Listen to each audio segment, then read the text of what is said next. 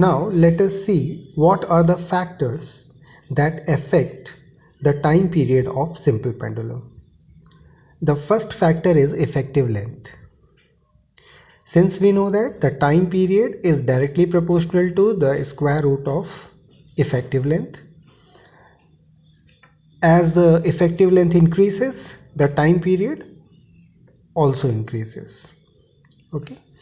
In the diagram, we have two pendulums, pendulum 1, pendulum 2.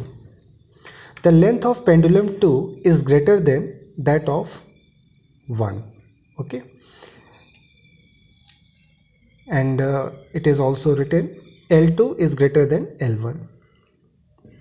And from that relation, we have the time period of the second pendulum is more than that of the first pendulum. It means T2 is greater than T1.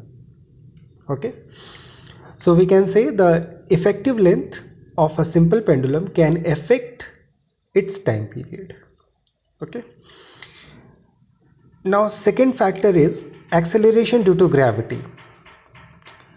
Since the time period of simple pendulum is inversely proportional to square root of acceleration due to gravity. As acceleration due to gravity increases, the time period of simple pendulum decreases and vice versa.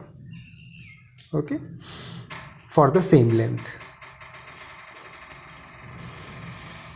Hence we can say the acceleration due to gravity also affects the time period of a simple pendulum.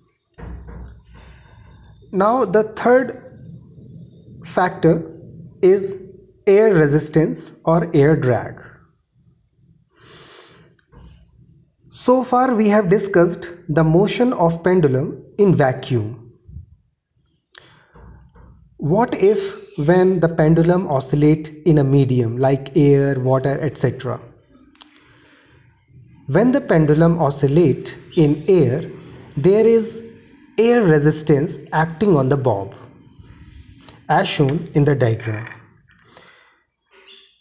When the bob moves in air, okay, in the diagram the bob is moving from its mean position to the extreme position. So during motion there is an air resistance acting on the bob, which is opposite to the direction of motion always. So the air resistance opposes the motion of the bob, okay, and hence the bob slows down. Therefore the time will be larger to complete one oscillation, and resulting in time period increases.